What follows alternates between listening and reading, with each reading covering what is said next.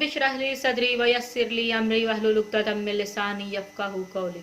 अस्सलाम वालेकुम व्यूअर्स, आज की बात तुम्हारा के साथ आज फिर हाजिर हूँ। मैं एक कोटेशन पढ़ूंगी, एक लाइन पढ़ूंगी और फिर मैं उसके ऊपर बिल्डअप करूंगी।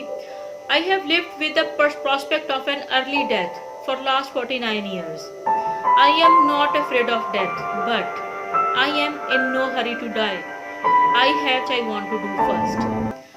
ये किसकी कोटेशन है? ये स्टीफन हॉकिंग की कोटेशन है। स्टीफन हॉकिंग को इस दुनिया का या प्रेजेंट वर्ल्ड का आइंस्टाइन कहा जाता है। इन्होंने रिलेटेड बहुत सारे नए कॉन्सेप्ट्स दिए और लोगों को इन दुनिया को नई चीज़ों से साइंटिफिक वर्ल्ड के अंदर इंट्रोड्यूस करवाया। स्टीफन हॉकिंग की अगर आप लाइफ को देखो तो वो एक चुड़मुड़ से इंसान, आप समझ लो कि वो जो है उनको एक बीमारी थी और उस बीमारी हड्डियां जो है वो बिल्कुल मुड़ जाती हैं। तो वो उस बीमारी की वजह से डॉक्टर्स ने उनको कहा कि आपकी जो लाइफ है वो 2 साल है, आप सिर्फ 2 साल तक जिंदा रह सकते हैं।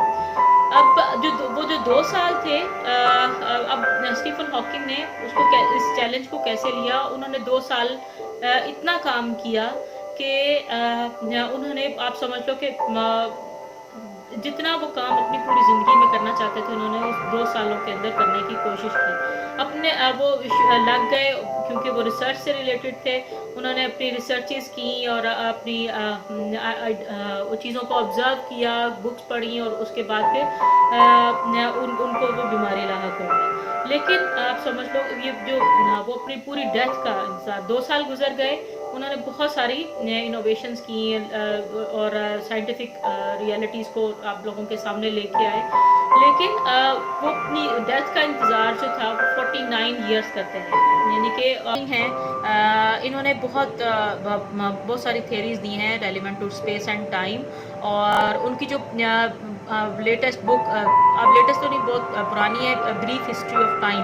आप लोगों के पास टाइम हो तो उसको ज़रूर पढ़िएगा, ब्रीफ हिस्ट्री ऑफ टाइम। वो बिल्कुल ना उनका ये ख्वाब था कि मैं ऐसी बुक लिखूं जो कि आम इंसान के लिए, आम रीडर को समझ आ सके। तो ये the brief history of time जो है ये बहुत सिंपल सी बुक है, जैसे आप एक नावल पढ़ते हो उस तरह से एक सिंपल सी बुक है। और लास्ट ईयर उनकी डेथ हुई है। जब उनकी बीमारी डायग्नोज हुई तो उसके बाद वो 49 ईयर्स जो थे वो जिंदा रहे। अब ये समझ लो कि उनको किस चीज़ ने ज़िंदा रखा? उनको एक उम्मीद ने ज़िंदा रखा कि वो अल्लाह की मर्जी ने। हम लोगों को भी अपनी उम्मीद को नहीं छोड़ना, बल्कि हमें अपनी चीज़ों ऐसी चीज़ों को भी लेके आना है। अपने जैसे कोरोना वायरस की वजह से बहुत सारी दुनिया परेशान नज़र आती है और हो सकता है कि ये जो आपकी परेशानी है ये डिप्रेशन का शिकार बनती जाए। आपने हमेशा ये याद रखना है कि आपने अपनी ज़िंदगी का मकसद, बेशक आपकी जितनी भी लाइफ है उसको अकम्प्लिश करने की कोशिश करनी है। आपको जिस मकसद के लिए अल्लाह ताला ने ज़मीन पर भेजा है, दूसरों की रहनुमाई के लिए भेजा है, तो उनको एक नया रास्ता दिखा दीजिए।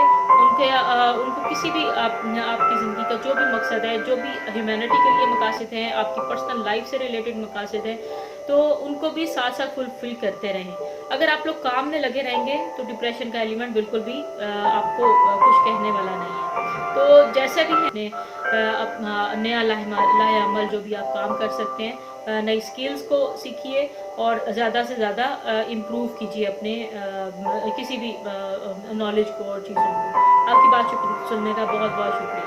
अल्लाह हाफिज़। अगर अभी तक आपने मेरा चैनल सब्सक्राइब नहीं किया तो प्लीज़ सब्सक्राइब कर लीजिए और लाइक कर लीजिए, और जिस तरह से रेड कलर के लिखा हुआ है ना उसके ऊपर सब्सक्राइब का बटन दबाइए और जो घंटी का बटन है उसके ऊपर भी क्लिक कर दीजिए, ताकि जो भी मेरी नई वीडियोस हैं उसके बारे में नोटिफिकेशंस आपको मिलते जाएं। और होप आप लोग इन्जॉय करेंगे। और अगर आपको मेरी वीडियोज़ अच्छी लग रही हैं तो लाइक भी कीजिए और शेयर भी कीजिए। Thank you very much.